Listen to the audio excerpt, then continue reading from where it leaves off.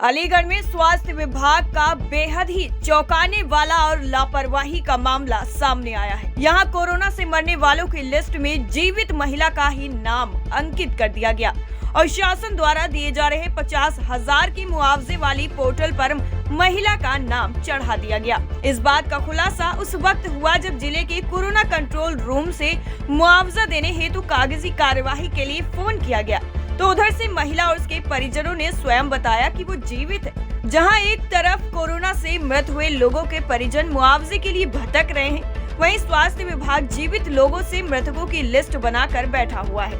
इस बात से बिल्कुल स्पष्ट हो चुका है कि यहाँ मुआवजे के नाम पर भी घोटाले की बू आ रही है। आपको बता दें, जिले में कोरोना से मरने वालों की लिस्ट में 108 लोगों के नाम अंकित किए गए हैं, जबकि मरने वालों की संख्या कुछ और ही है। अलीगढ़ के थाना बन्ना देवी इलाके की मेल रोज बाईपास निवासी शकुंतला देवी और उनके बेटे हेमंत चौधरी ने जानकारी देते हुए बताया कि उनको पिछले कई दिनों से अलग अलग नंबर द्वारा कॉल किए जा रहे हैं कि कोरोना की दूसरी लहर में शकुंतला देवी की मृत्यु हो चुकी है। आप लोग कागजी कार्यवाही है तो स्वास्थ्य विभाग के कार्यालय पर आ जाइए। हेमंत का कहना है कि मुआवजा लेने से मना करने के बाद भी फोन आया है कि आप सिग्नेचर कर दें और 30,000 आपके अकाउंट में ट्रांसफर हो जाएंगे, जबकि 50,000 सरकार ने मुआवजा तय किया है। माँ बेटे के बताए अनुसार शकुंतला देवी का उपचार क्षेत्र के एक निजी अस्पताल में जीवन ज्योति में हुआ था, जहां भर्ती होने के अलावा डिस्चार्ज समरी भी उनके पास है। ये तो वो परिवार है जिनके यहाँ मृत्यु हुई ही नहीं है। नाम क्या आपका? शकुंतला जी।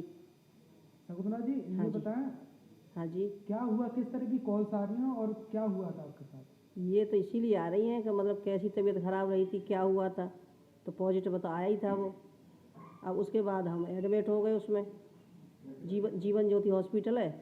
अब उसमें एडमिट हो गए तो उसमें 8 दिन रहे थे, 10 दिन के बाद छुट्टी हुई थी वहाँ से। अब उसके बाद फिर घर पे भी दवा गोली चलती रही। अब उसके बाद ये फ़ोन भी आ रहे हैं कहीं से। किस तरह के कॉल आ रहे हैं? वो इसलिए आ रहे हैं कि तुम इसमें डेथ दिखाई गई तुम्हारी।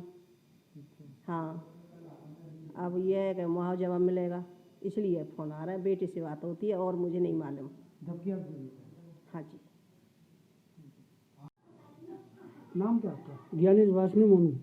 ज्ञानेश जी, आपके पिताजी कैसे खत्म हुए थे और क्या क्या चल रहा है?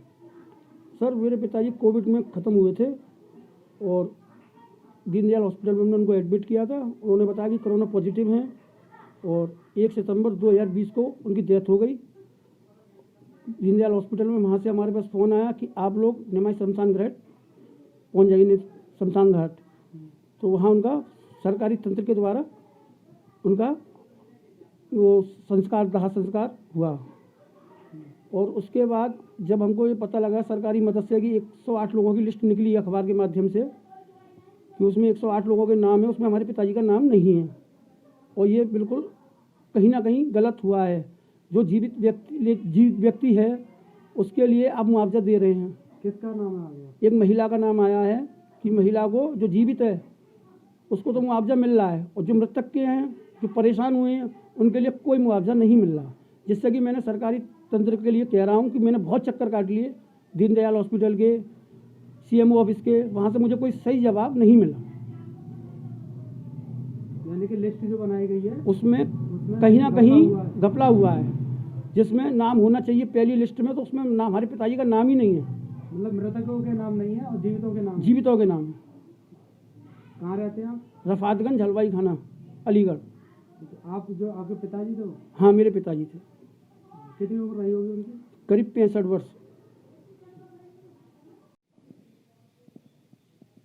सर, एक मामला प्रकाश में आया है कि एक महिला जीवित है और उसका जो है कोविड डेथ में उसका नाम आ गया है। क्या है पूरा मामला और इसमें किस तरह की कार्रवाई सामने आई है? ये शकुंतला देवी नाम की महिला है जो जनपद अलीगढ़ के निजी चिकित्सालय में भर्ती रही थी और इसका नाम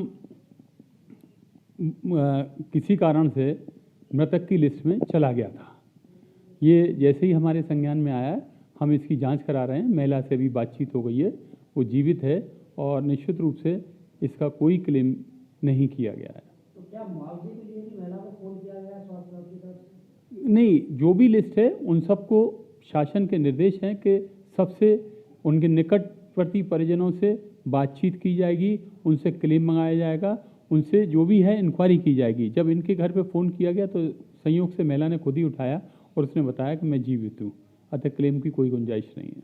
अभी तक सर लिस्ट कितने लोगों की बन चुकी है? और पूर्व में 108 लोगों की लिस्ट गई थी, जिसमें से 1 से 6 लोग ही इन्वेस्टिगेशन के बाद सही पाए गए।